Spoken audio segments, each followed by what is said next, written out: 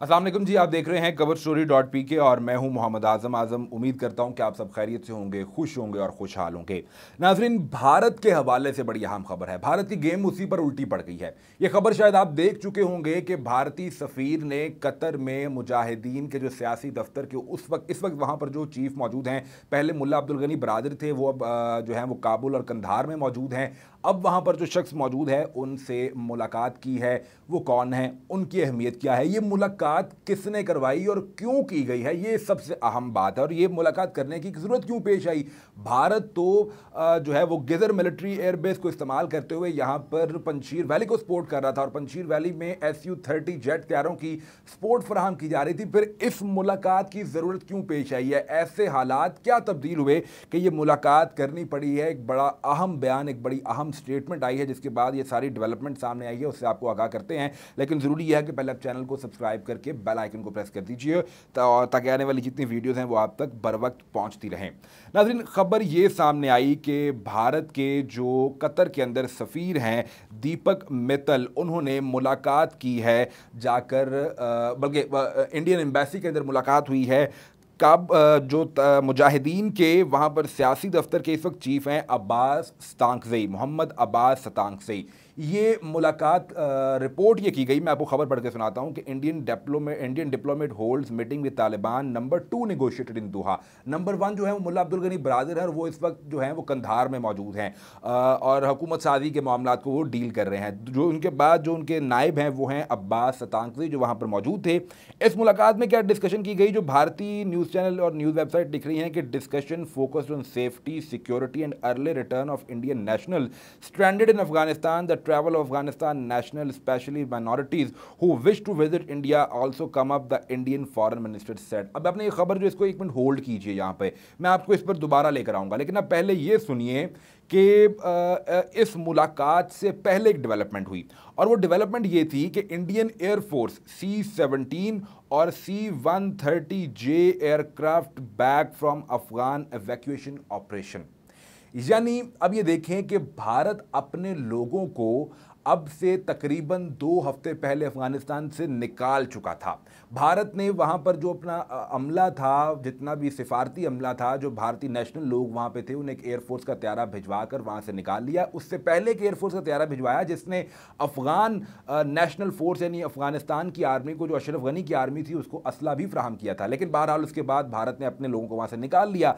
तो ये खबर जो है ये अब क्यों सामने आ रही है कि अपने C-17 और C-130J को जो है अफगानिस्तान के इवैक्यूएशन प्रोसेस से भारत ने निकाल लिया है। मामला ये है कि वो जो गिजर मिलिट्री एयरबेस को इस्तेमाल किया जा रहा था, भारत ने अब वहां से अपने SU-30 और दीगर जो एयरफोर्स के तैयारे थे, ये जो मेंशन किए गए हैं, इनको वहां से वापस बुला लिया है। इनको वहां तैनात किया गया था पंजशेर की मदद करने के लिए। लेकिन मामला ये हुआ, वो जिस मकसद के लिए इन्हें तैनात किया गया था उसमें खलल इस तरह से आया कि आप ये खबर देखिए, the people of Afghanistan stand shoulder to shoulder with Kashmir. ये बयान है ज़बीउल्लाह मुजाहिद का, जो अफ़गान मुजाहिदीन के तर्जुमान हैं और वज़ारत इत्तलात व नशरियात काबुल अमारात इस्लामिया गवर्नमेंट के भी ये वज़ीर हैं। इनकी जानिब से जब ये बयान सामने आया, अब भारत मुसलसल डर भी इस बात से रहा था कि कश्मीर के अंदर जो है मामला शुरू ना हो जाए, वहाँ पर जो है अनरेस्ट शुरू ना हो जाए। तो इसके बाद और पंजशेर में तब तालिबान, मैंने गुज़िश्ता वीडियो में आपको बताया कि अपना दिफाई हसार वहाँ से तोड़ा है, वहाँ पर वो शुतल का जो ज़िला है उसमें दाखिल हुए हैं और उसके दीगर इलाकों में दाखिल हुए हैं। तो इनको नज़र आ गया कि हम जो पहले अमेरिका को कह रहे थे कि आप मुजाहिदीन के खिलाफ मुकम्मल ऑपरेशन लॉन्च करें, वो फेल हो गए। फिर इन्होंने जनाब कोशिश की पंजशेर को सपोर्ट फ्राहम करने की, अब वो मुकम्मल तौर पर वहाँ पर फेल हो चुके हैं। 32 अफराद के वहाँ पर हलाक होने की खबरें हैं, जो कि मुजामती फोर्सेस से थे और उनके जो कमांडर नूरजई हैं वो भी हलाक हो गए। तो जब ये डेवलपमेंट सारी एक साथ हो रही थी तो भारत ये समझ गया कि अब इनसे बात किए बगैर कोई मामला यहाँ पर हल नहीं हो सकता। इसके बाद ये हुआ जनाब कि इन्होंने बातचीत शुरू की। ये खबर ये सामने आई कि जो तालिबान के रहनुमा अनस हकानी हैं, उन्होंने भारतीय CNN न्यूज़ 18 से बात करते हुए कहा कि भारत के साथ अच्छे ताल्लुकात चाहते हैं। भारत ने 20 साल हमारे दुश्मनों की हिमायत की है, यानी अशरफ गनी गवर्नमेंट को सपोर्ट किया है, अमरुल्लाह सालेह को सपोर्ट किया है, हमदुल्ला मुहिब को सपोर्ट किया, और इनको सपोर्ट करने की वजह सिर्फ ये थी कि इनको फंड करके भारत पाकिस्तान के अंदर जो है वो बदअमनी फैलाना चाहता था। और वो जो तमाम सबूत हैं वो मुख्तलिफ वीडियोज़ में मैं आपके सामने पेश कर चुका हूँ कि कब कब भारत ने जो है किस किस तरह से 170 लोगों की टीम बना रखी थी, उनको फंड किया जा रहा था, वो दस्तावेजात पकड़े गए, पंजशीर के अंदर भारत के लोग पकड़े गए, उनके सर्विंग जो फौजी कमांडर हैं उनके आईडी कार्ड्स पकड़े गए। तो उसके बाद भारत ने वहाँ से अपने लोगों को अपने तैयारों को अब हटा लिया। और फिर ये जो मुलाकात हुई है तालिबान के सियासी दफ्तर के जो मौजूदा अमीर है उनके साथ, दरअसल मामला ये है कि तालिबान जो है वो ये चाहते हैं कि वो एक ऐसी वसीउल बुनियाद गवर्नमेंट बनाएं जिसको पूरी दुनिया एक्सेप्ट करे और उसमें मुख्तलिफ लोग भी हों। यहाँ तक कि ज़बीउल्लाह मुजाहिद ने अपने एक हालिया बयान में कहा कि हम ये चाहते हैं कि हम अमेरिका से भी ताल्लुकात कायम करें, और सिर्फ इसलिए कि हम पूरी दुनिया के साथ डिप्लोमेटिक सफारती ताल्लुकात कायम करना चाहते हैं। अनस हक्कानी ने यह बयान देते हुए कहा कि भारत ने 20 साल हमारे दुश्मनों के साथ मामला चलाए हैं, हमारे खिलाफ काम किया, लेकिन हम उसको भुलाने के लिए तैयार हैं। हम उसको भुला कर एक नए आगाज़ से एक नया आगाज़ करके आगे चलना चाहते हैं। तो ये दीपक मित्तल ने इसी सिलसिले में अब्बास जो स्तांगज़ी हैं उनसे मुलाकात की है और पंजशीर के अंदर जो है भारत को नाकामी का बड़ा